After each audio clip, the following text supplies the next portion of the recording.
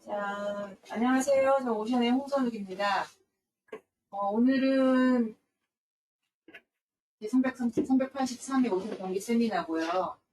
제목은 브레이킹 플라스틱 웨이브인데 이것은 이번 9월 한 달 내내 브레이킹 플라스틱 웨이브라고 하는 굉장히 방대한 보고서 하나를 저희들이 챕터별로 나눠서 집중적으로 공부를 하는 기회를 만들었고요.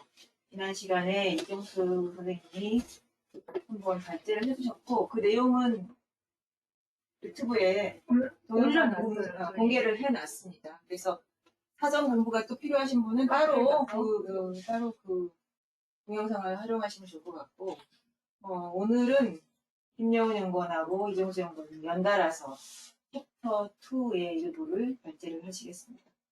자, 수고해주세요.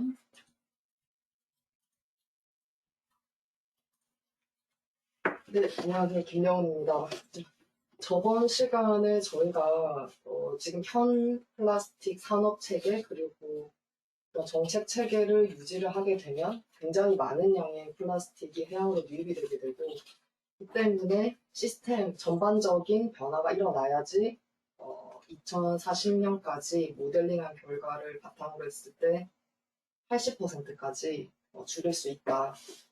그런 내용을 했고 이번에는 그러면 시스템 변환이 어떻게 이루어져야 하는지 그리고 그 방법에는 어떤 것들이 있는지 이제 소개하는 내용이 오늘 주 내용입니다. 먼저 이 그림이 제가 오늘 설명드릴 내용을 종합해 놓은 그림이라고 볼 수 있는데요.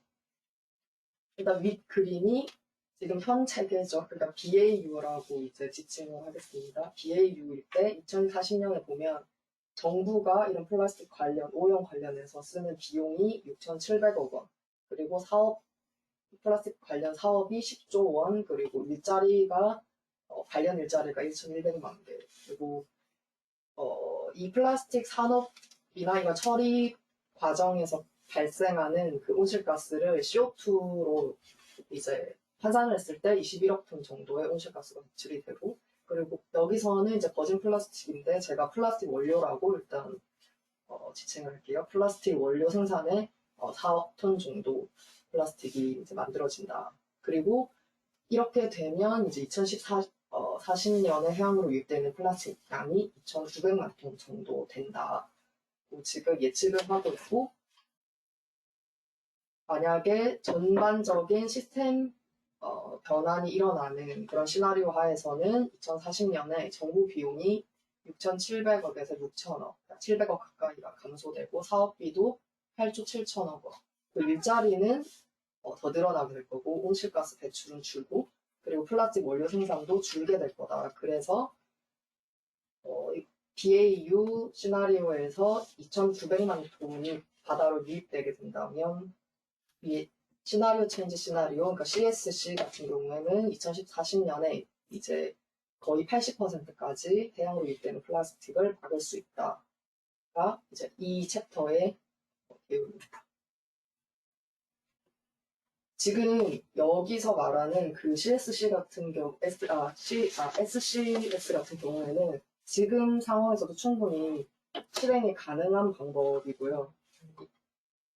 결국 이게 지향하는 목표가 결국 순환 체계거든요. 플라스틱이 일회성으로 버려지거나 제대로 처리되지 않는 게 아니고 계속 순환을 하면서 더 경제적, 환경적, 사회적으로 긍정적인 영향을 미칠 것이다 라고 하는 게 이 보고서 사람들이 생각하는 내용이고, 특히 플라스틱 생태계에서 만들어진 미관리 폐기물이 이 시스템 변환 시나리오에서 이제 굉장히 많이 감소를 할 것으로 예측이 되는데, 이게 단순히 어떤 하나만 바뀌어서 되는 게 아니고 시스템 차원에서 굉장히 복잡하게 개입이 이루어져야 되는 그런 과제라고 봅니다. 그리고 시스템 변화 시나리오 같은 경우에는 해양 플라스틱 오염을 마감할 수 있을 뿐만 아니라 앞서 보셨듯이 이제 기후나 건강, 일자리, 환경에 대해서 이제 공동의 이익을 창출할 수 있는 굉장히 좋은 시나리오다.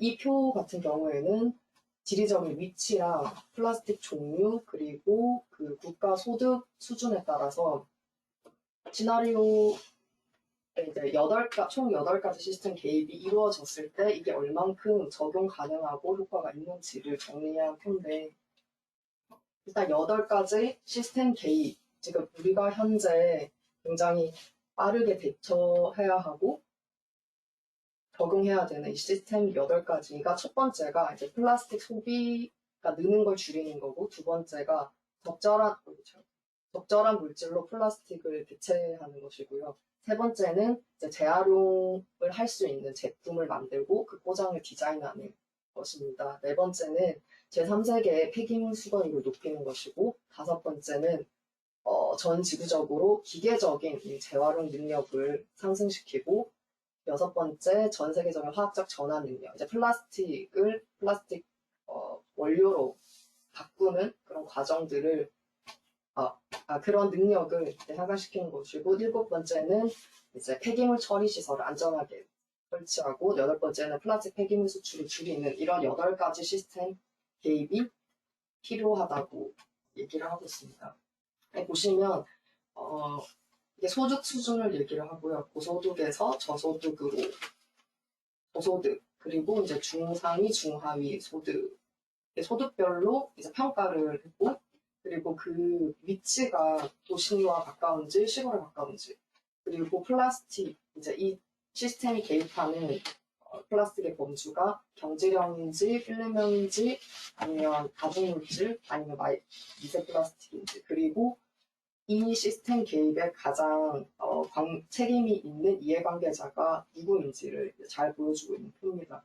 첫 번째로 플라스틱 소비 증가를 강조시키는 시스템 개입을 살펴보면, 가장 관련 이해관계자 같은 경우에는 이제 소비자 물건을 파는 그 회사들, 그리고 소매업자들이고, 보시면 대부분의 소득과 그리고 위치와 상관없이 이 플라스틱 소비를 증가를 줄이는 시스템 개입 같은 경우에는 모든 부분에서 가장 개입했을 때 적절하고 효과가 있을 것이라고 예상을 하고 있고, 두 번째, 적절한 물질로 플라스틱을 대체하는 시스템 개입 같은 경우에도 여기 소득 수준과 이제 지리적인 위치는 다 상관없이 적용이 가능한데, 특히 이제 대체물질 같은 경우에는 지금 여기서 목표로 하는 건 사람들이 많이 쓰는 일회용 비닐봉지나 이런 물질들인데, 그런 이제 필름형에서 굉장히 적용 가능성이 높다. 하지만 이제 미세 플라스틱 관점에서는 이 시스템 개입이 그렇게 효용성이 있진 않다.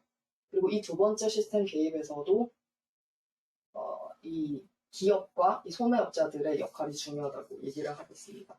세 번째 개입은 재활용을 위한 제품과 포장을 디자인하는 것인데, 이것도 이 그 플라스틱 범주에 좀 영향을 받는 것으로 나타나고, 경질형하고 필름형 같은 경우에는 다중물질보다는 그렇게 효용성이 다소 떨어진다. 미세 플라스틱의 관점에서는 좀 많이 떨어지고, 이것도 역시 이 기업의 역할이 크고요. 네 번째, 제3세계 폐기물 수거율을 높이는 시스템 개입은 이 그 고소득 국가에서는 그렇게 효용성이 있지 않다. 왜냐하면 이 국가 같은 경우는 이미 충분한 처리시설, 인프라를 갖추고 있기 때문에 더 짓는다고 해서 뭐 굉장히 크게 좋아지거나 이런 게 아니라는 거죠. 다른 액션이 필요하다. 그리고 플라스틱 범주나 위치 관련해서는 뭐 크게 다 이제 효용 가능성이 높고, 이 시스템 같은 경우에는 지역 정부의 역할이 굉장히 크다고 합니다. 다섯 번째, 이 기계적인 재활용 능력을 높이는 시스템 개입의 경우도 소득은 상관이 없는데, 위치 같은 걸 봤을 때 이 시골 쪽에 가까울수록 좀 효용성이 떨어진다. 왜냐하면 이곳이 이런 그 기계적인 재활용 시설이라든가 어떤 환경을 조성하기에 접근성이 떨어진다거나 시설을 만들기에는 좀 불충분하기 때문에 효용성이 이것은 좀 떨어지고, 경질형 같은 경우에는 뭐 감용을 한다든지 눌려버린다든지 이런 식으로 기계적으로 재활용하기 쉬운데, 그러니까 필름형이나 다중물질 같은 경우에는 이런 기계적 재활용 처리를 하기에는 조금 이제 경질형보다는 힘들다.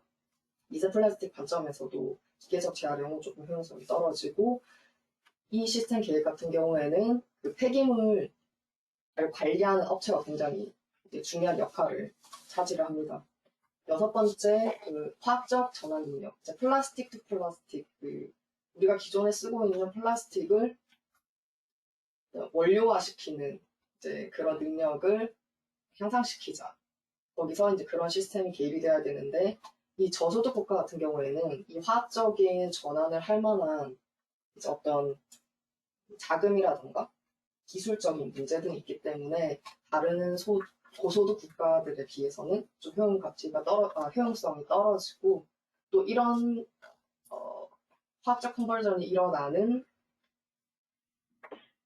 화학적을 컨버전을 실행할 수 있는 기기가 시설이나 기기 등을 이제 이런 시골에 가까운 곳은 좀 아무래도 만들기가 힘들고 아무래도 화학적인 전환이기 때문에 경지령 같은 경우에는 이제 이렇게 효용성이 좀 떨어지는 편이고요.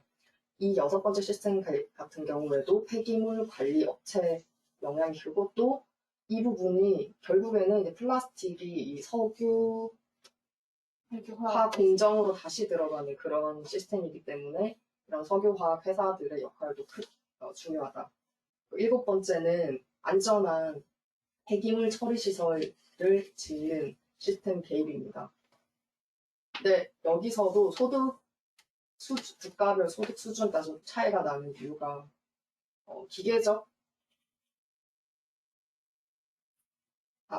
그 고소득 국가 같은 경우에는 또 이미 시설이 충분히 지어져 있기 때문에 이 방법은 다소 효용성이 떨어지고 또 역시나 이 접근성이 뛰어난 도시 쪽에 많이 있기 때문에 이 부분도 역시 좀 효용성이 떨어진다. 하지만 플라스틱의 다양한 범주에는 이런 시스템 개입이 굉장히 큰 효과를 발휘할 것으로 생각되고 이건 이제 국가 정부의 역할이 크다고 합니다. 여덟 번째는 플라스틱 폐기물 수출을 줄이는 시스템 개입인데 이게 이 저소득 국가에서는 다소 효용성이 떨어진다. 이 부분은 제가 잘 표를 하지 않죠. 내부에서 수입을 오히려 하지. 수입을 하기 때문에 이게 낫다고. 그런 여지가 적은 그리고 이 시스템 개입도 정부의 역할이 굉장히 중요하다고 합니다.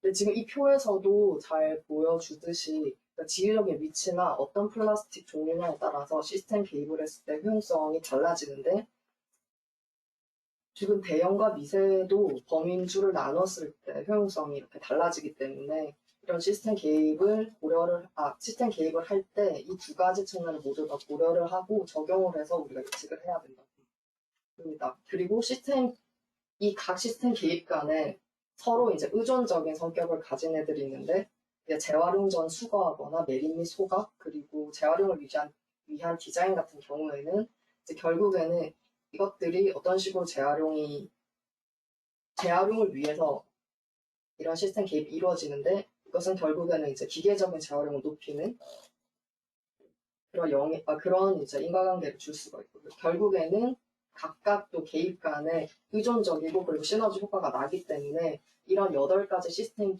개입이 동시적으로 이루어져야 가장 우리가 미래를 예측을 했을 때 최고 수준의 플라스틱 폐기물 감소 수준까지 도달할 수 있다고 합니다. 이제 이 그림 같은 경우에는 이 BAU와 그 SCS에서 플라스틱이 미래에 어떤 식으로 변화할 건지를 보여주는 그래프인데 이 양이 이제 해양으로 연간 들어가는 플라스틱 유출량, 어떻게 보면 해양 유입량이라고 보시면 되는데 이게 BAU 시나리오 그래프고 오른쪽이 SCS 그래프입니다. 근데 이 그림이 보여주는 바는 좀 간단한데요.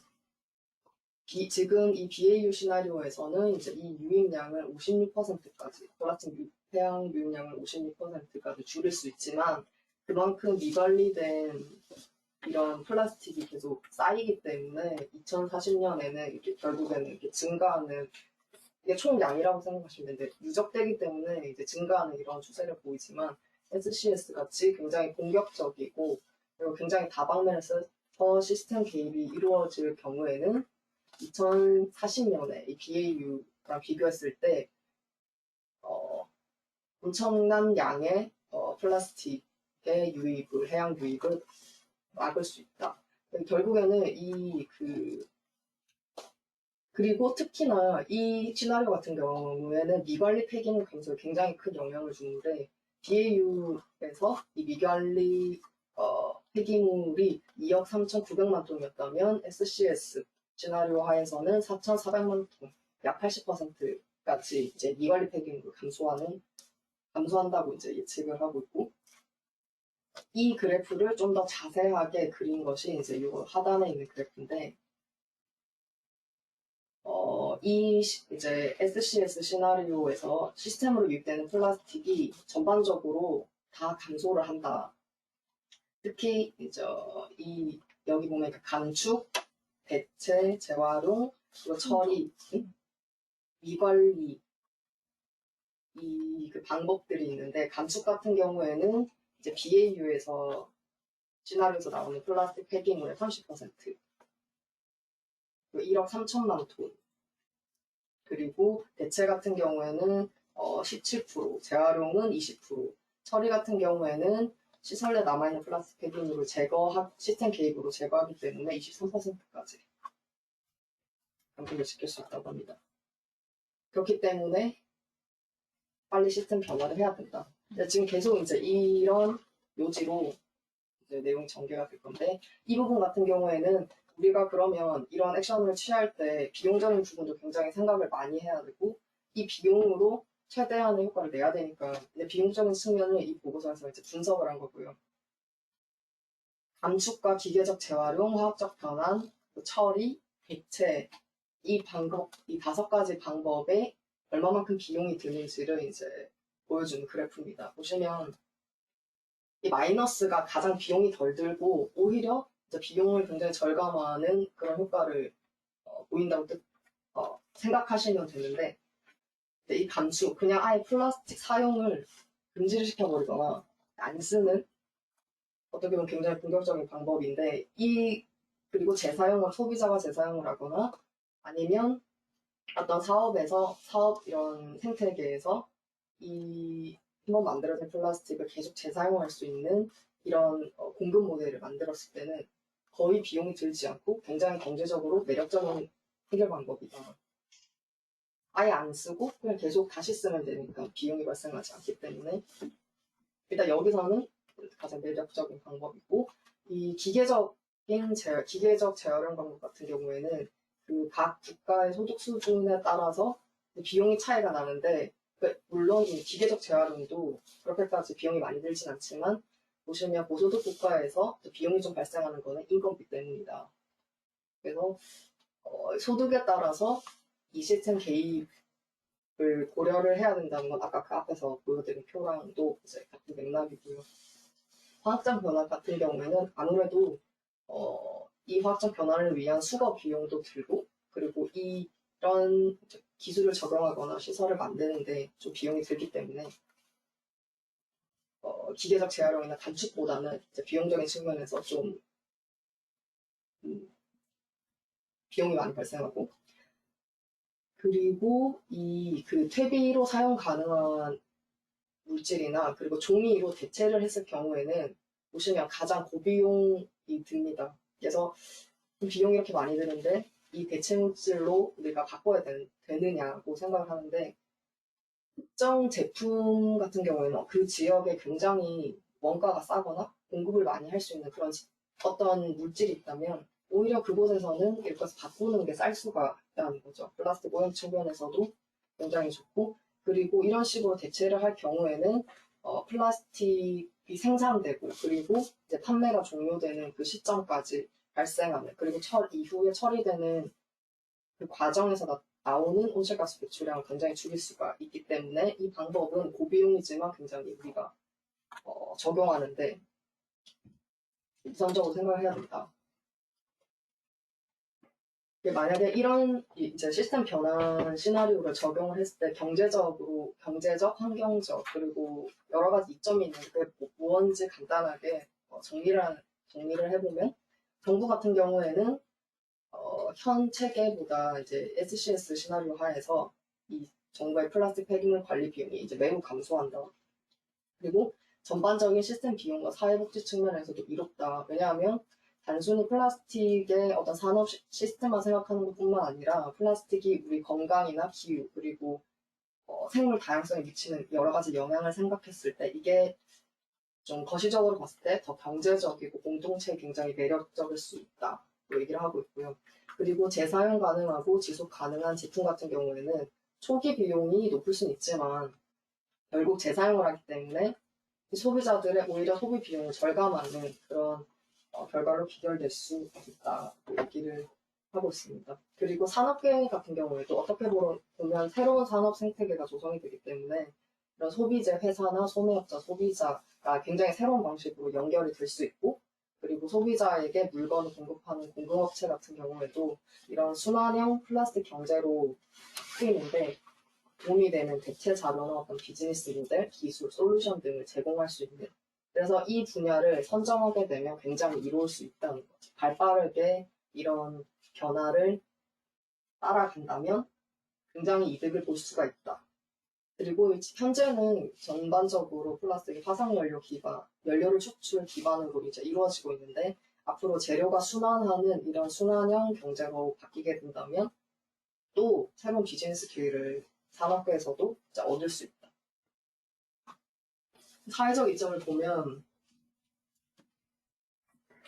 앞으로 이렇게 순환형 경제가 만들어지게 된다면 그런 경제 체제를 만들기 위해서 일자리가 굉장히 많이 생길 거다. 그리고 퇴비로 이용 가능한 플라스틱을 생산하는데도 일자리가 많이 나올 거고 그러면 70만 개의 일자리를 창출할 수 있는 큰 이점이 있다. 그리고 전 세계 플라스틱 재활용의 60%를 담당하는 게 비공식적인 폐기물 수거원. 이제 뭐 저희 같은 경우에는 폐지를 주시는 분들이라든가 어떻게 보면은 이러한 관리 시스템에 들어와 있지 않은 사람들이 굉장히 많은데 이분들의 역할이 굉장히 크다. 그래서 이 부분에 대해서도 이제 평가가 이루어져야 되고 그리고 만약에 앞으로 이런 순환형 플라스틱 경제 체제에서 플라스틱의 가치가 늘어나고 그리고 새로운 기술이나 노동 조건 개선이 되면 이 사람들을 폐기물 관리 시스템 안으로 통합을 시키고 이런 조건 하에서는 이제 이 사람들의 삶의 질도 높이는 그런 굉장히 선순환이 될 수 있다. 얘기를 하고 있습니다. 그리고 환경적인 이점이 어떻게 보면 가장 큰데 플라스틱 오염 측면에서 2040년까지 SCS 시나리오에서는 플라스틱의 연간 해양 유입률을 80%까지 감소시킬 수 있고 2016년에서 2040년까지 해양으로 유입되는 플라스틱 양이 2억 4,800만 톤 정도 되는데 이게 그나마 이 시스템 개입이 이루어져야 이 정도 수준이라는 거죠. 그래서 굉장히 빨리 이루어져야 된다, 개입이. 그리고 이 각 그 시스템 개입의 이해관계자들이 생산이나 그 사용 수준에서부터 어떤 혁신을 이루어야 하고 그리고 모델이 예측한 최대 수준의 이런 감소를 만족시킬 수 있게 노력을 해야 된다. 이렇게 얘기를 합니다. 그리고 이 BAU 시나리오에서 SCS 시나리오로 시스템 개입이 이루어져서 바뀌었을 때 이제 2021년에서 2040년 이 동안 플라스틱 원료 생산 및 전환 그리고 소각을 줄이게 되면 플라스틱으로 인한 온실가스 누적 배출량 14%를 감소시킬 수 있다고 합니다. 왼쪽 그림을 보시면 그 플라스틱 제품 1메트릭톤당 배출시키는 그 온실가스 배출량을 보여주는 건데 보시면 물질 생산 그리고 사용하고 처리하고 그리고 수거하고 분리하고 재활용하고 다시 이제 화학적인 변화를 이루어질 때 각 물질을 대체하거나 매립하거나 할 때 이 정도의 온실가스가 배출이 된다. 근데 보시면 아무래도 이제 소각이 굉장히 많은 온실가스를 배출을 하고 있고 그리고 퇴비로 이용 가능한 플라스틱 같은 경우에도 처리하고 이거 물질을 만드는데, 이런 물질을 만드는데 상당히 많은 양의 온실가스가 배출이 됩니다. 특히 보면,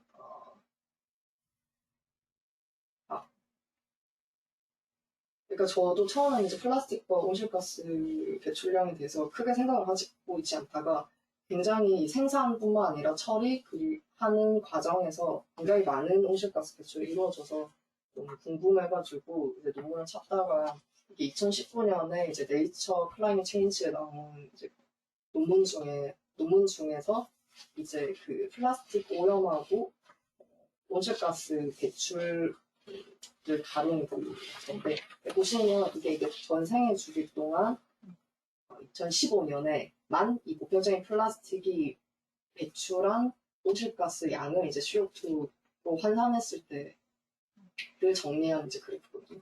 보시면 일단 이 레진 프로덕션, 레진을 생산하는 데 가장 많은 이제 온실가스가 배출을 하고 그 레진을 보시면 뭐 아들수도 첨가제, PVC 굉장히 많죠. 팩트도 많고 폴리우레탄도 꽤 많고요. 그리고 PP, PA가 이 정도라고 합니다. 그리고 이게 이제 모든 사람들이 사용을 끝내고 거의 다 판매되지 않고 이제 제거가 될 때, 매립할 때도 그리고 재활용할 때도 소각할 때 역시 가장 많은 양의 온실가스가 배출이 되고 화학적인 변화 시에도 굉장히 많은 양의 온실가스가 배출이 된다. 특히 이제 이 PPA 같은 경우에 화학적 변화가 이루어졌을 때 굉장히 많은 온실가스를 배출을 하더라. 여기에는 처리 공정에 대한 운반, 이동 모든 것을 다 포함한 온실가스를 네. 이거는 제가 좀 봐야 될 건데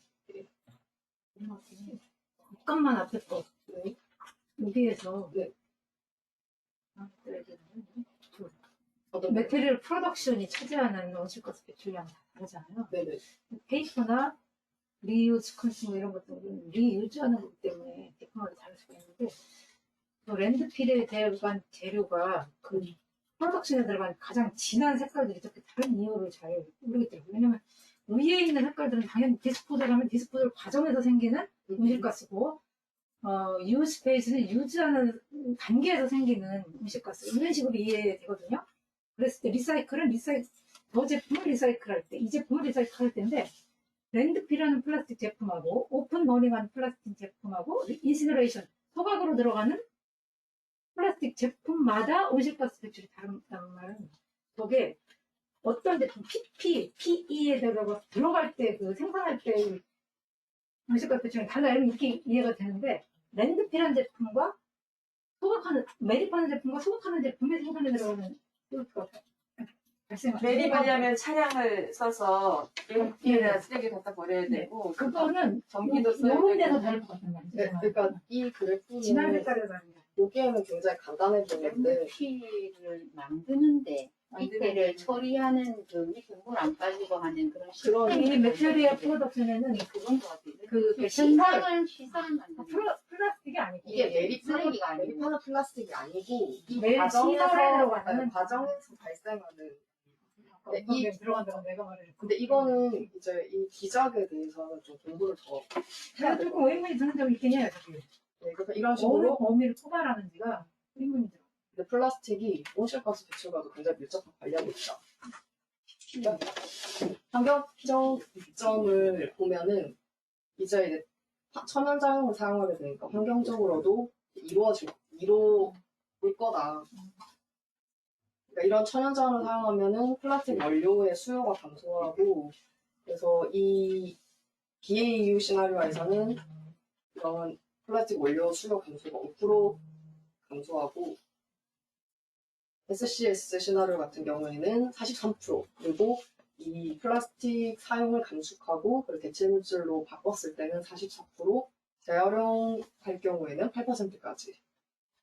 이 그림이 이제 요 내용을 정리한 그림인데 2040년까지 BAU 시나리오 하에서 이 플라스틱 원료 수요라고 생각하시면 되고요. 이게 2016년 수요면 현 체계로 계속하면은 이만큼 플라스틱 늘어날 겁니다. 2배 거의 더블링 된다는 거죠. 그리고 보시면 이제 대체할 때는 요 정도. 그러니까 이게 이제 BAU 시스템 하에서 이루어지는 이제 이 원료 수요인데 이게 이제 대체할 경우에는 요 정도로 여기서 요 정도로 줄고요. 그리고 대체 감소할 때는 거의 다 줍니다. 이 2016년에서 40년까지의 줄고 그리고 재활용할 때도 8%가 이 요구에 이제 8%까지 줄고요. 그리고 2040년까지 이제 SCS 시나리오를 적용을 하게 된다면 이것보다 11%까지 훨씬 더 줄일 수 있다. 그리고 근데 여기서 제가 해결책이라고 했는데 결국에는 그러면 플라스틱을 어떻게 감소시킬 건지 방법을 얘기를 하는데 여기서 레버라는 단어를 쓰고 있거든요. 레버를 당긴다 이런 것 같은데 일단 플라스틱 해양 유입량을 이제 감소를 시킬 때 여기서 말하는 양은 모든 시스템이 개입 동시적으로 적용을 했을 때 나타나는 결과거든요.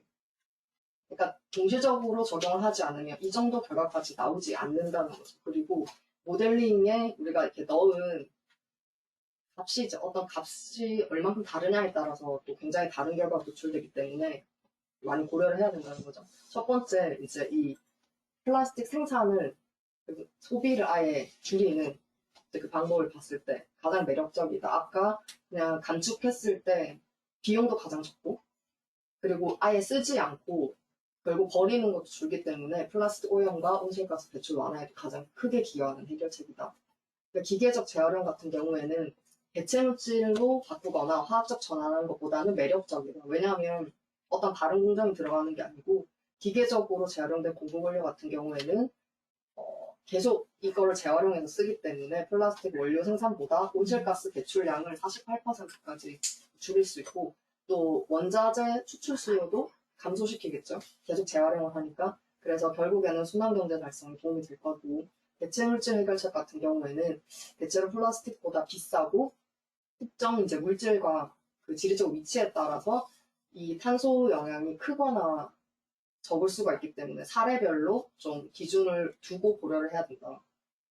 그리고 플라스틱에서 플라스틱으로 화학적 전환이 이루어지는 해결책 같은 경우에는 결국은 이 공급 원료를 석유화학 공정으로 재유입하고 이제 원료와 비슷한 플라스틱을 생산함으로써 이제 원자재 수요를 줄인다는 그런 해결책인데 다행인 거니까 저가치 플라스틱, 굉장히 저질의 플라스틱 같은 경우에는 기계적인 재활용하기도 힘들고 대체 물질로도 바꾸기도 힘든데 이런 화학적 공정에서는 좀 경제적으로 처리 가능하다는 이점이 있으니까 이 부분에 대해서는 이 해결책이 꽤 효용 가치가 높다. 그리고 기계적 재활용에 비해서 처리 비용이나 에너지 사용, 온실가스 배출량이 높다는 단점이 있어가지고 이런 화학적 전환에 사용되는 에너지원이 얼마나 이제 좀 천연가스를 쓴다든지 좀 탄소 영향을 줄일 수 있는 그런 원료를 쓴다면 이 부분을 좀 확장해서 적용하는 것도 생각해 볼 만하다. 그리고 매립, 소각, 연료와 같이 같은 처리 해결책 같은 경우에는 순환적인 해결 방안이 아니다. 이거는 그냥 묻어버리고 태워버리고 없애버리는 거기 때문에 자원과 환경에 굉장히 장기적인 영향을 미칠 수 있는 해결책이니까 최후의 수단이 되어야 된다. 그리고 경제적 비용이 높다. 그래서 여기서는 이제 추천하지 않는 해결책입니다. 이렇게 시스템이 변화하면 플라스틱 제품은 어떻게 바뀔 것인가. 결국에 여기서 얘기하는 거는 일회용 플라스틱을 다 이제 대체할 수 있는 걸로 바꾸거나 아니면 계속 순환이 되게 다시 쓰게 어떤 공급 모델이 만들어져야 된다. 근데 지금 보시면 오른쪽에 있는 이 5가지 제품이 해양으로 유입되는 플라스틱의 85%를 차지하는데 단일 물질 필름, 비닐봉지, 플라스틱 병, 포장용 봉지, 다층 필름, 생활용품 이 5개가 가장 이제 중요한 제품군이라고 생각하시면 되는데 이런 단일 물질 필름이죠. 뭐 랩 같은 거 보면 아예 이 물질을 사용을 줄이는 조치를 취하고 대체 물질로 대체하면은 이걸 58%까지 감소시킬 수 있다고 하고요. 비닐봉지 같은 경우에는 아예 사용을 금지시키거나 이걸 계속 사용하거나 사람들한테 이제 돈을 받고 판매를 한다거나 이런 식으로 인센티브제를 적용을 하고 재사용 모델을 적용했을 때 45%까지 감소할 수 있다. 플라스틱 병 같은 경우에는 앞으로는 이런 경질형 단일 플라스틱의 재활용률이 굉장히 높아질 거기 때문에 또 해양으로 유입되는 플라스틱 양이 줄일 수 있을 거고, 포장용 봉지나 닫힌 필름 같은 경우에는 2016년에 반 정도가 거의 제대로 관리가 되지 않았다고 합니다. 이런 봉지 같은 경우는. 근데 이제 SCS 시나리오에서는 이런 미관리된 폐기물이 굉장히 줄기 때문에 이것도 이제 감소될 거고, 생활용품 같은 경우에도 앞으로는 4배로 더 재활용률이 증가할 거기 때문에 이런 시스템 개입만 잘 이루어지면은 상당히 많은 양의 플라스틱을 바다로 가는 걸 막을 수 있다. 결국에는 지금 앞서 말한 모든 방법들이 현재 당장 실행이 가능한 방법이고요. 결국엔 이런 시스템 개입을 해야 이제 이 해양 플라스틱 오염 고리를 깨뜨릴 수 있다. 그리고 이 SCS에서 보여준 모든 해결책 같은 경우는 이미 존재하고 있고 기술적, 경제적으로도 실현 및 실행이 가능하고요. 사회적으로 충분히 수용할 수 있는 수준입니다. 근데 결국에는 이런 해결책을 이루어지지 못하게 막는 게 이제 규제 체제가 제대로 이루어지지 않거나 사업 모델 자체가 잘못 설계되거나 뭐 인센티브제 같은 것도 적절하게 적용이 되지 않는 거죠. 그리고 자금 문제도 있고. 근데 이러한 어려움을 극복하면은 이제 SCS 시나리오에서 보여준 이런 최대 감소 능력까지 우리가 올릴 수 있다. 이렇게 얘기를 하고 있습니다. 근데 특히 지금 앞서 얘기했던 그런 해결책들은 다 이제 육상기인, 그리고 육상기인 플라스틱과 관련된 건데, 이제 해양 플라스틱에서 해상기인이 굉장히 중요한데 정보가 너무 부족하다. 그래서 어떻게 플라스틱의 해상기인을 줄일 수 있을까가 이제 앞으로 또 굉장히 많이 생각해야 되는 부분이고, 이제 우리가 이런 플라스틱 오염을 줄이기 위해서 업스트림 방법이 있고 다운스트림 방법이 있는데, 일단 업스트림 같은 경우에는 그냥 사용, 그리고 다운스트림은 종료 이후에 이런 과정에 적용되는 거라고 생각을 하시면 되는데, 업스트림 같은 경우에는 이제 플라스틱을 사람들이 책임감 있게 사용을 하고, 그리고 좀 자원으로서 이거를 막 버리는 게 아니고 중요하게 생각하고 계속 쓸 수 있게 가치 있게 사용하는 것도 중요하고, 그리고 또 플라스틱도 너무 막 쓰는 게 아니고 전략적으로 사용을 해야 되고, 이런 플라스틱 폐기물을 미관리되지 않게 시스템에 유입을 해서 관리를 해야 된다. 그리고 다운스트림 방법 같은 경우에는 폐기물을 책임감 있게 관리를 해야 되고, 디자인부터 이제 이런 상품의 그 판매 종료 시점 이후에 처리까지 전 생애 주기를 다 이렇게 연결을 해가지고 관리를 해야 되고, 폐기물 관리 시스템 용량도 이제 증가를 시켜야 된다. 여기까지가 지금 시스템 변환을 정리를 하는 내용이에요. 전체적인 내용 정리하고. 시작에 들어가니까 이제 시스템 8가지 시스템 개입이 필요하다고 했는데 첫 번째를 소개를 할 건데, 제가 최대한 간단하고 빠르게 하겠습니다. 일단 시스템 개입 1은 플라스틱 폐기물 발생 자체를 줄이는 개입이거든요. 그래서 일단은 가장 저가 포장 및 일회용 품목을 바꾼다. 그리고 이제 우리가 굳이 쓰지 않거나 만들지 않아도 되는 플라스틱을 줄이고 재사용을 늘린다. 이게 이제 이 시스템 개입 1 같은 경우에는 초기 전환 기간 이후에는 비용적인 절감 효과도 기대할 수 있는 거고, 감축, 소비자가 재사용하는 방법, 그리고 이 플라스틱이 계속 순환하는 이 모델을 통한 재사용으로 발생량을 줄이자. 이런 내용입니다. 근데 감축 같은 경우는 그냥 뭐 안 쓴다. 물질 수요를 줄이고 아예 쓰지 않는다. 금지하는 거. 그런 것들이고, 이거는 이제 뭐, 그리고 소비자가 재사용하는 경우에는 소비자가 일회용 제품이나 포장재 같은 거를 계속 가지고 있고 관리해서 쓸 수 있는 그런 품목으로 바꾸는 거고요. 새 공급 모델 같은 경우에는 이전에 이렇게 어떻게 보면 플라스틱을 여러 번 쓸 수 있는 걸로 이제 뭐 배달을 시킨다. 최근에 이제 뭐 물뿐만 아니라 우리가 생필품 같은 걸 살 때 종이 박스, 종이 테이프를 쓰다던가 아니면 어떤 통을 주면 그 통을 반납을 한다든가 그런 시스템을 바꾸는 걸 이제 새 공급 모델을 얘기를 합니다.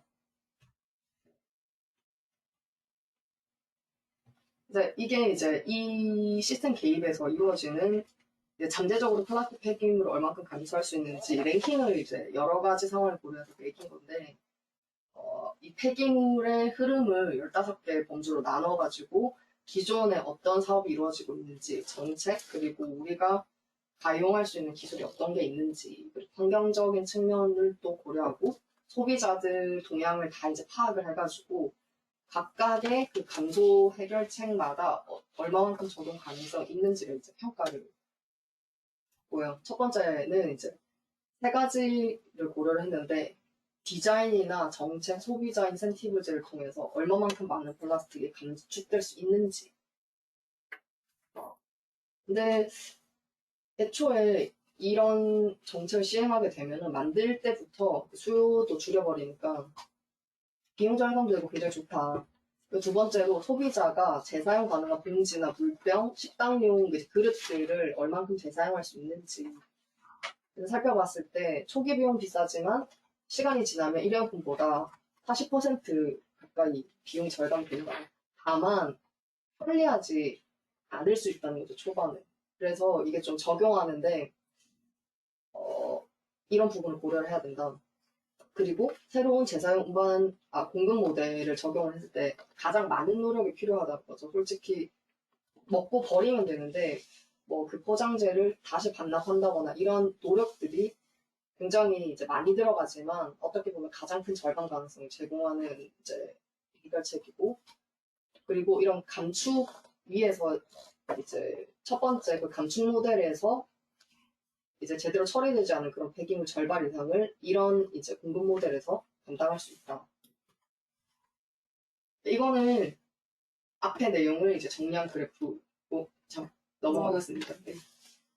근데 지금은 이제 포장지와 닫힌 필름, 그리고 기업 간 이제 포장, 그리고 단일 물질 필름, 플라스틱 병에 대한 감소 전략에 초점을 둬야 된다는 거고요. 이런 감소 전략 자체가 뭐 포장지나 이렇게 굉장히 작은 품목들 규제에 초점을 맞추고 있는데, 이 오른쪽에서 보여지는 이 6가지 플라스틱이 2040년 총 감소량의 86%를 차지할 것으로 예상이 되기 때문에 이 부분에 초점을 맞춰야 된다. 그러니까 비닐봉지, 다층으로 된 필름형, 그리고 패키지랑 뭐 필름, 병, 비닐봉지, 그리고 이 푸드 서비스에서 나오는 그런 쓰레기들, 이런 거를 관리하는 데 초점을 맞춰야 된다.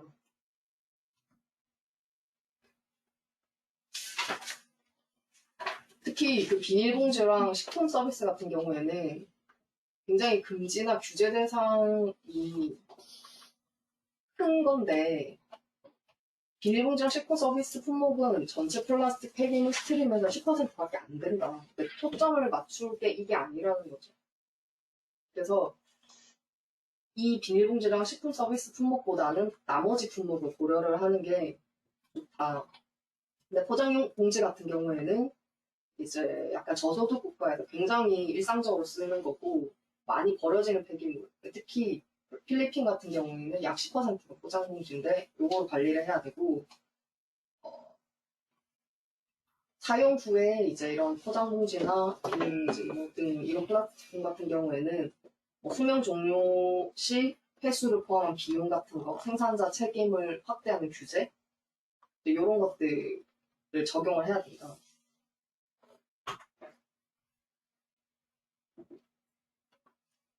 그러니까 이 그림 같은 경우에는 굉장히 친환경적으로 하루를 살 때 아침에 이제 일어나서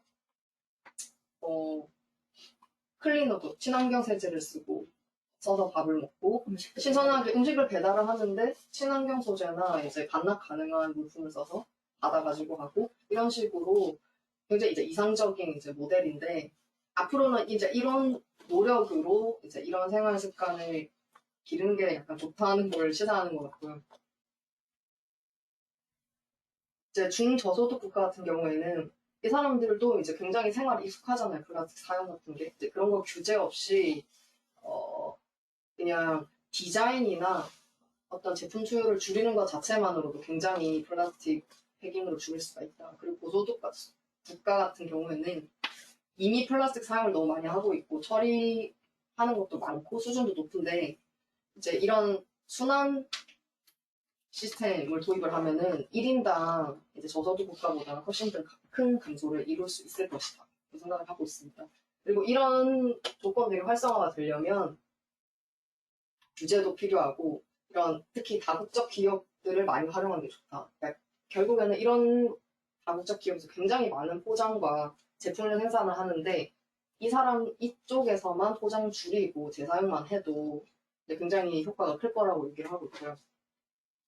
그리고 지금 우리가 이제 식품을 포장하는데 플라스틱을 굉장히 많이 쓰고 있는데 이거를 이제 재사용하는 그런 물질로 이제 바꾸는 것도 생각을 해봐야 된다. 다만 좀 위생적인 문제가 있을 수도 있고 그런 부분에서는 소비자 교육도 필요하고 어떤 기준을 적용을 하는 게 적용할 때 좋을 거다. 그리고 정책적인 부분에서는 폐기물 발생 부담을 생산자에게 이제 일임을 하는 거죠. 만드는 사람이 책임을 지는 이런 방향으로 가는 게 이런 시스템 개입을 활성화시키는 게 될 거다. 뭐 얘기하고 있습니다. 시스템 개입 1이었습니다. 감사합니다. 그렇습니다. 제가 시간이 30분 컷했습니다. 시스템 개입 각각은 앞에서 표로 이렇게 일단 한번 요약이 됐었잖아요. 그래서 저도 시간이 많이 지나서 목적이네요. 지금 50분 가까이 지났어요. 그래서 제가 할당된 시간이 10분이라고 생각하겠습니다. 네, 10장에서 한 장당 1분씩. 1분씩. 첫 번째 개요는 30분을 30%를 줄일 수 있습니다. 개입 1에 의해서. 개입 2에 의해서는 17%, 71밀리언 톤, 7,100만 톤을 줄일 수 있는 방법입니다. 이것은 플라스틱을 종이나 TV와 가는 코팅 종이 또는 TV와 가는 물질로 대체시키는 걸 얘기하고 있습니다. 쉽게 말하면 우리가 이런 물질로 대체한다 이렇게 생각하시면 되고 적용 가능성을 보시면 다 지난 상인 걸 알 수 있습니다. 고소득 국가와 도시, 시골 모두에서 적용된다고 할 수 있고 주요 해당되는 플라스틱으로는 필름형이 제일 해당이 된다고 생각하시면 됩니다. 아까 이영쌤이 설명을 하셨기 때문에 여기 다 설명이 된 부분입니다. 주요 관계자는 소비재 브랜드, 소비자가 사용하는 브랜드와 소상공인 에 해당된다고 할 수 있습니다. 그리고 이거는 설명은 네, 뛰어넘는 이 부분은 생산과 처리에 아까 말씀하신 비용이 늘어난다는 부분은 다시 생산하고 처리하기 때문에 비용이 늘어납니다. 그래서 다른 시행이 이루어진 후에 남겨진 부분에 적용해야 된다는 것이 중요한 사항이라고 할 수 있습니다. 그리고 지금 설명한 바와 같이 그냥 두면 이 수준까지 갈 수 있는데 앞에 설명하신 부분이 이 부분이고 감축 부분이고 제가 설명한 두 번째 개입은 요만큼을 줄일 수 있습니다. 이것이 여기가 30% 줄이고 여기서 17%를 줄입니다. 그래서 이 두 가지 개입만으로는 2016년 수준과 비슷한 수준으로 갈 수 있다고 합니다. 우리 목표는 비슷한 수준으로 가는 것이 아니라 훨씬 더 줄이는 것이기 때문에 이 두 가지는 요만큼 나머지 6가지가 확 줄이는데 큰 역할을 한다고 할 수 있습니다. 대체 물질의 정의와 대체 제품의 예인데 이것은 종이를 보시면 우리가 생각하는 종이 유럽에서는 골판지나 종이가 85%나 재활용되고 있다고 합니다. 코팅 종이의 조건은 코팅 무게가 높아지면 운반 비용, 그린하우스, 온실가스 배출 이런 것 때문에 무게가 일단 낮아야 되고 코팅 종이이기 때문에 생각해 보시면 접착제가 분리가 용이해야 된다. 이런 게 좀 중요한 포인트고요. 현재 종이 생산량의 아무리 해도 3% 이상으로 증가시키는 건 가능하지 않다고 합니다. 태비화 물질은 우리가 아시는 바와 같이 셀룰로스, 알지네이트, 알지 뭐라고 해야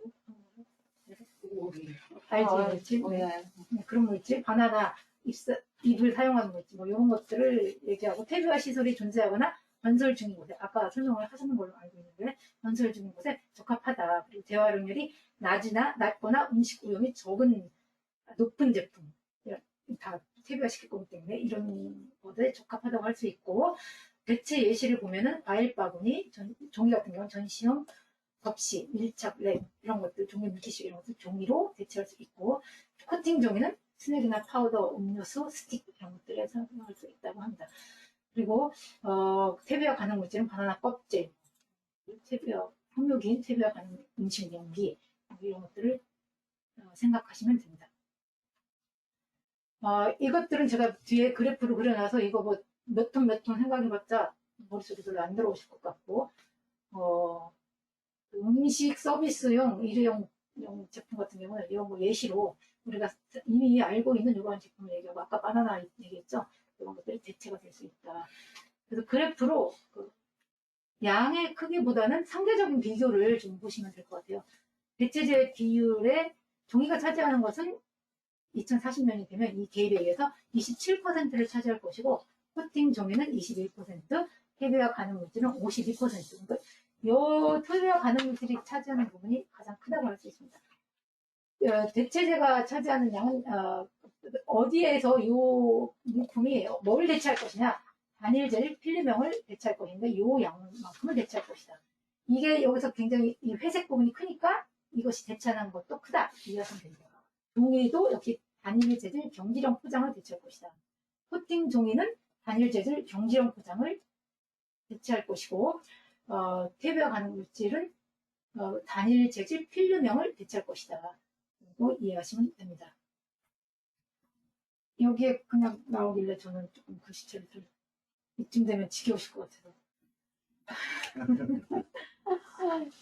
플라스틱은 운송 시 발생하는 온실 배출량을 줄이지 않나요? 왜냐하면 플라스틱이 가볍기 때문입니다.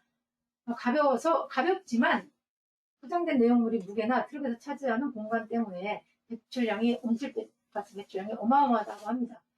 그런데 대체재는 잘 사용될 경우 생산 초 최종 처리 과정에서 이를 줄일 수 있다고 합니다. 플라스틱 대체재는 동일한 보호막 기능을 하나요? 이 동일한 의미는 플라스틱과 마찬가지로 보호막 기능을 가지고 있나요? 이런 의미입니다.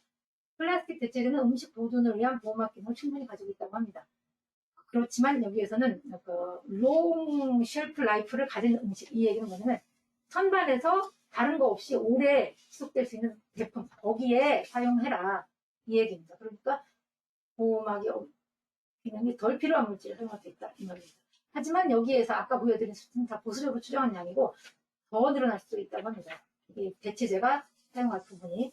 플라스틱이 없다면 음식값이 하늘로 치르지 않을까요? 라는 질문을 많은 사람들이 하나 봅니다. 이 분석에 의하면 포장재의 아까 얘기했어요. 17%만 대체한다. 이론적으로 대체에 의한 개입이 오직 비음식 부문에서 수행된다는 것이다.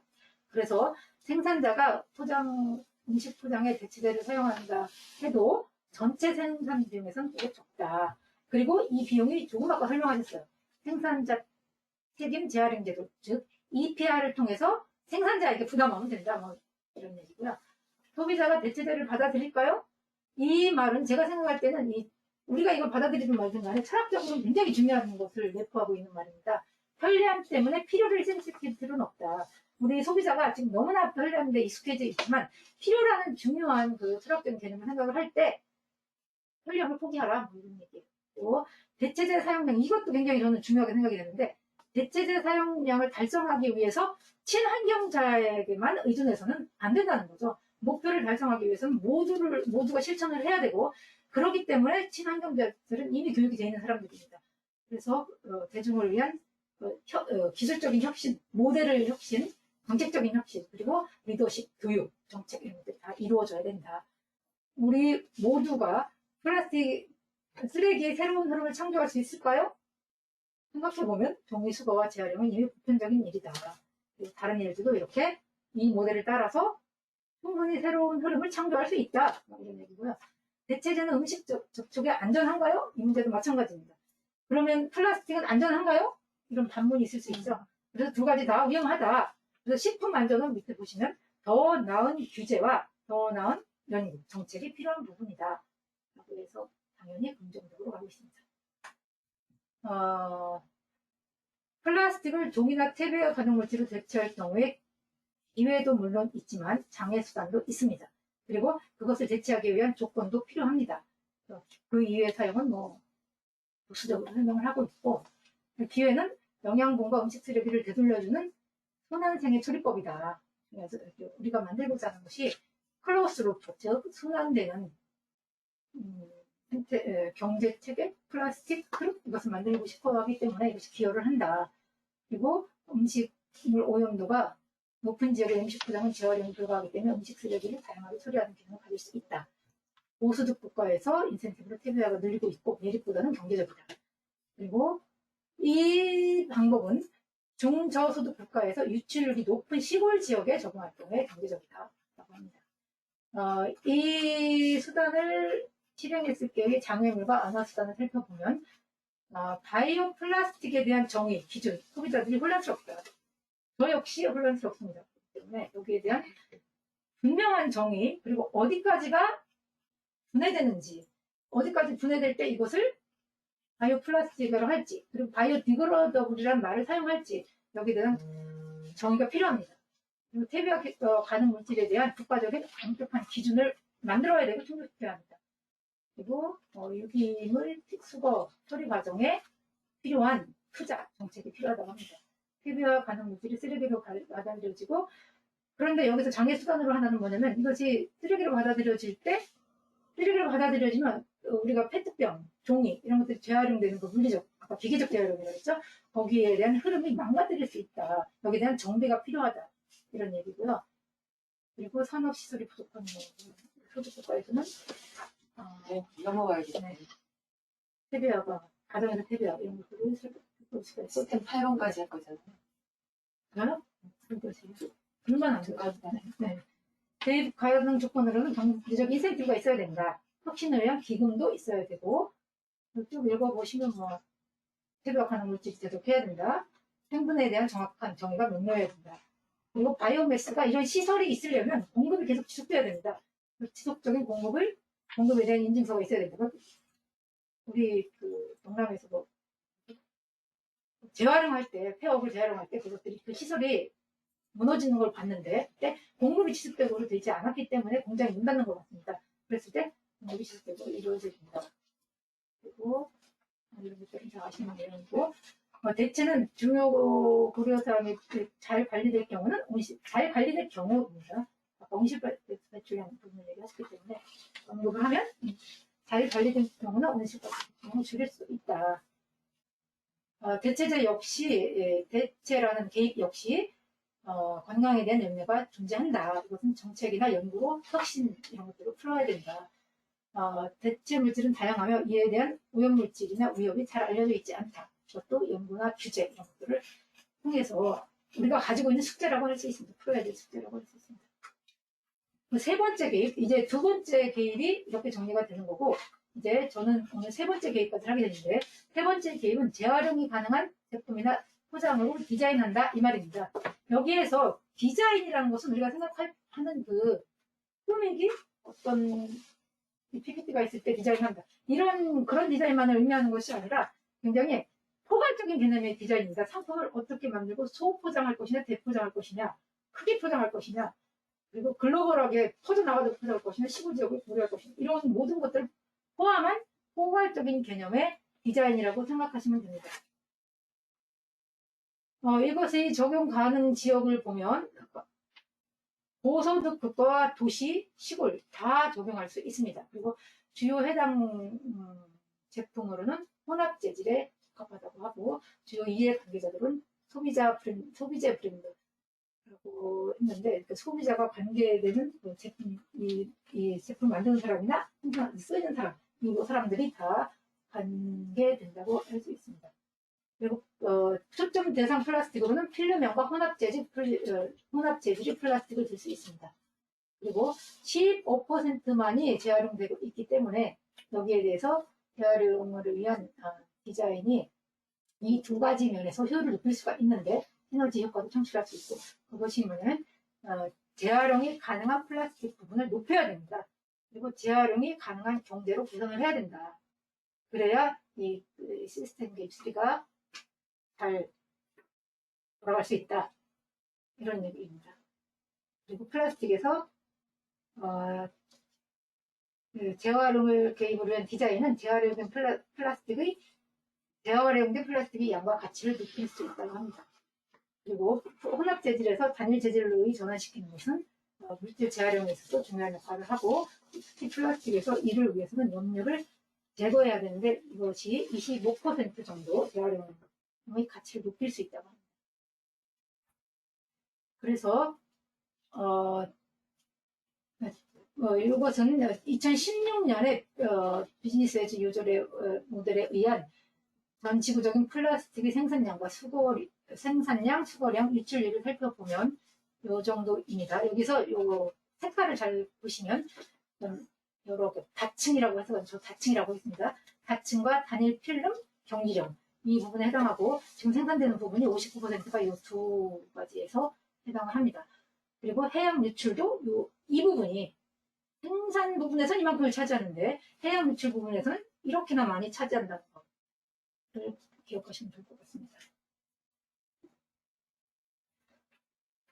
그리고 여기서 하나 알아야 될 것은 비공식적으로나 공식적으로 수거되는 양은 뭐죠? 이 단일 경지령 제품에서 우세하다. 그래서 중요한 초점이 여기에 맞춰지는 정책 계획이 필요하다. 이것을 보여주는 그림입니다.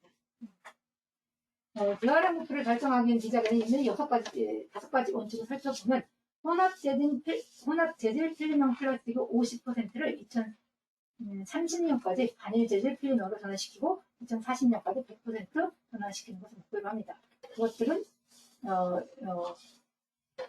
이런 것들을 단일 재질로 만들고 실링 뺏기 형태로 만드는 것입니다. 그래서 이것들을 재사용할 수 있도록 재활용이 가능하도록 만드는 것입니다. 두 번째 살펴보면 염료, 색소, 첨가제를 제거해야 됩니다. 재활용 되려면 이것들이 재활용을 방해하고 있기 때문입니다. 그림에 보면 라틴 아메리카에서는 이 다양한 음료수를 이렇게 제작한다고 합니다. 그리고 이런 부분들도 우리가 쉽게 할 수 있는 부분인가 여기서 예시를 든 것은 이것들이 혼합 재질로 사용될 경우에 어디로 재활용하지 저희도 헷갈립니다. 사실. 그렇기 때문에 단일 재질로 만들어야 된다는 것입니다. 그리고 재활용될 제품의 폴리머의 동질성과 청결성을 유지해야 된다. 이것도 쉽게 알 수 있습니다. 문제되는 폴리머, 즉 EPS, PS, PVC 이런 것들을 줄여야 됩니다. 그리고 포맷도 줄여야 된다. 이 보고서에서 CC라는 단어가 많이 나오는데 이것들은 낭과 같은 포장재, 즉 일회용 스틱, 그 다음에 우리가 샴푸 소형 포장. 여기서 말하는 요 CC는 다 조그만 것들, 일회용으로 포장된 조그만 것들을 얘기합니다. 이런 것들을 단일 재질로 제작하고 100% 재활용 플라스틱, 100% 재활용 가능하도록 제작해야 된다고 합니다. 그리고 재활용을 목표로 한 디자인이라는 것은 당연히 어떻게 돼야 되냐? 라벨링을 잘 해야 합니다. 그리고 이미 우리가 잘하고 있다고 생각을 하는 것 중에 하나가 착각하고 있는 것이 병이 있을 경우에 밑바닥에 뚜껑은 PE, 본체는 PP 이렇게 되면 안 된다는 것입니다. 뚜껑에 PP라고 적고 밑바닥에 본체의 제품 PE라고 적어야 한답니다. 그래서 여기 아예 친절하게 본문에 바닥에 같이 하면 안 됩니다라고 써 있습니다. 그리고 우리가 잘 모르던 사실 이렇게 7가지로 되어 있다고 합니다. 그래서 이 번호가 가지는 게 이렇게 다 매칭이 되는 거더라고요. 페트병, LDP, HDP 다 달라요. PP, PS, 아더스 재활용되지 않는 부분. 얘는 PVC를 이렇게 3번이라고 합니다. 저는 전혀 이번에 몰랐던 부분인데 음악은 좀 다르네요. 네.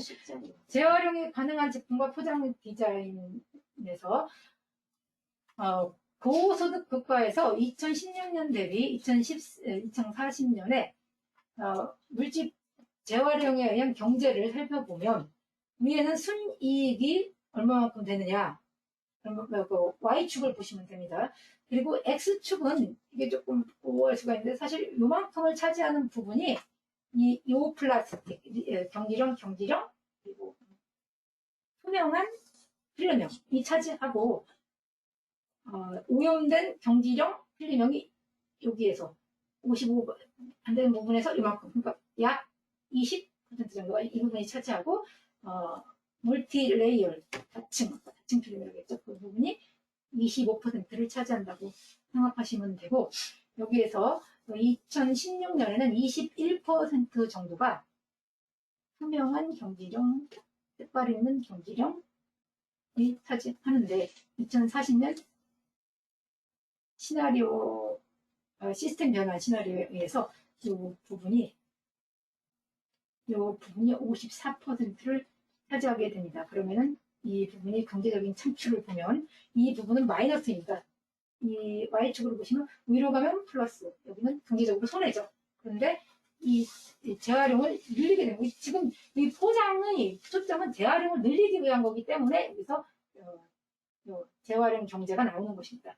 그래서 이 포장과 제품의 디자인을 재활용하게 만들면 이렇게 경제적으로 이 퍼센티지가 올라간다. 그리고 이 차지하는 부분도 21%에서 53%까지 늘어날 수 있다라는 식으로 이해하시면 됩니다.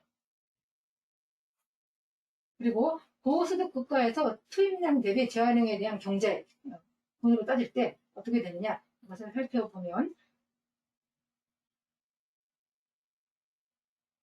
재활용 가능한 디자인으로 발생하는 재활용이 가능하도록 디자인하면 물리적 재활용이 가능하기 때문에 이윤이 2배로 발생을 한다. 여기 보시면 순이익은 이 정도, 재활용 개선 디자인으로 발생하는 부분은 이 정도라고 합니다. 그래서 디자인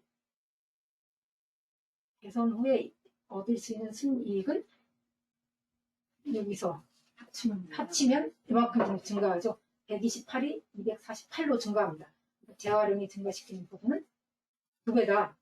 이렇게 이해하시면 되고, 물리적 재활용, 아까 기계적 재활용 똑같은 의미죠. 발생하는 경제적 이윤 외에도 수거로 의한 이윤이 증가하고, 화학물질에 대한 대기오염, 수질오염이 감소할 수 있다고 합니다.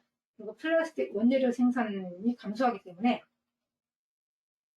온실가스 배출량도 감소할 수 있다고 합니다. 빨리 넘깁시다. 네. 30초. 재활용이 가능한 제품과 포장 디자인을 보면 재활용이 가능한 제품과 디자인을 위한 조건으로는 재활용된 폴리머의 가치를 높이고 사용을 증지시킬 수 있어야 됩니다. 이를 위해서는 강력한 정책이 개입돼야 되고 더 강력한 산업계 협조와 참여가 필요하다고 합니다. 그리고 공공부문과 민간 부문의 R&D가 필요하고 조금 원론적인 얘기인데 재활용에 대한 소비자의 선호도도 증가시켜야 됩니다. 그리고 재활용을 늘리기 위한 생산자와 소비업자 간의 자율적인 참여가 필요하다고 합니다. 이것을 제한하는 요건으로는 제품 분류가 포장과 라벨링에 따라 다양하게 이루어지기 때문에 이것을 단순화시키고 이해하기 쉽게 새로운 상품 분류 체계가 필요하다고 합니다. 어떤 제품은 기술적 부족으로 다층 플라스틱이 반드시 필요한 제품이 있습니다. 이런 부분은 제외시키고 다른 부분에서 적용을 해야 되겠죠. 소비자들이 공간 부족 등의 이유로 소형 포장을 선호한다고 합니다. 이런 부분은 어떻게 해결할지도 과제로 남아있고 보존을 위해서 특히 보호막이나 첨가제가 필요한 제품이 존재합니다. 약품 같은 경우 이런 경우에 어떻게 이것을 대체할 수 있을 것인지에 대한 연구와 협력이 필요하다. 그리고 플라스틱은 담고 있는 물질에 의해 오염이 가능하다. 이런 경우에 재활용된 경우 이 플라스틱이 재활용된 경우입니다. 후에 오염 화학물이 축적을 야기시킬 수 있다. 그래서 이런 것들 식품 접촉을 위한 플라스틱과 식품 접촉을 하지 않는 플라스틱으로 분리를 시켜야 된다. 그럴 필요가 있다는 것입니다. 끝이네요. 끝이나요? 자, 긴 시간 부분 너무나 수고하셨고 여기 내용이 굉장히 방대하기 때문에 우리가 오늘 지금 시간을 10분 초과를 했습니다. 평소보다 그 발제가 너무 길어졌긴 했는데 그래도 우리가 토론은 또 말할 수가 없죠. 혹시 질문 있으시면 한번 말씀을 해주시면 좋겠습니다. 저기 한번 자 여기 화면이 안 보인다고 하시네요.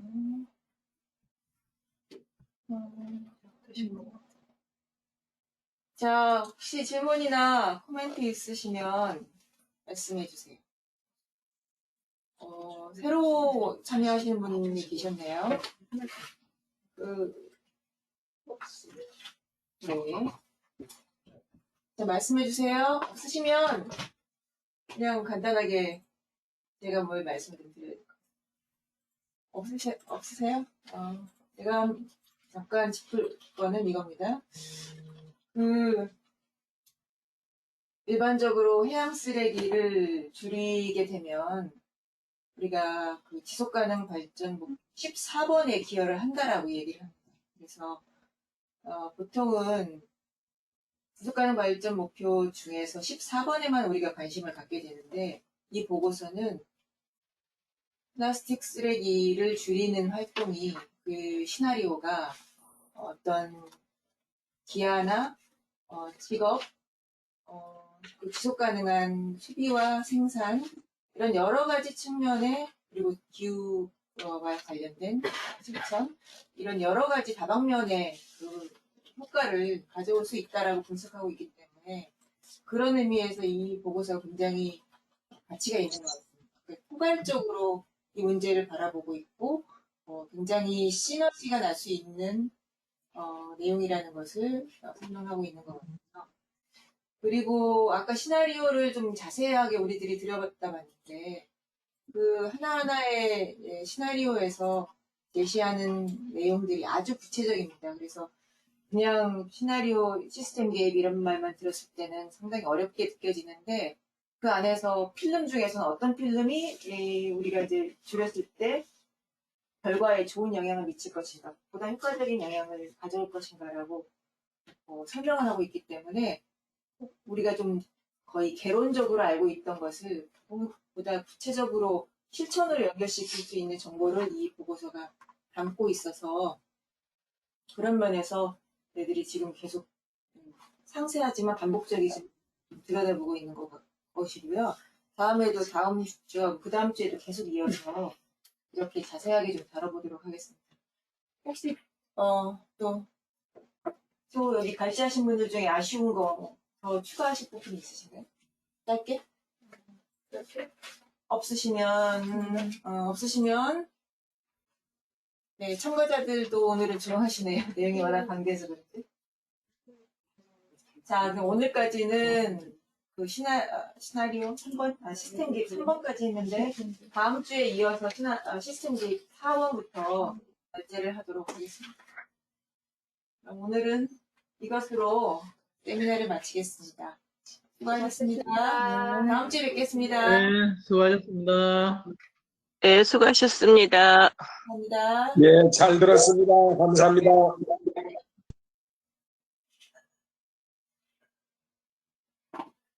기록 좋은지.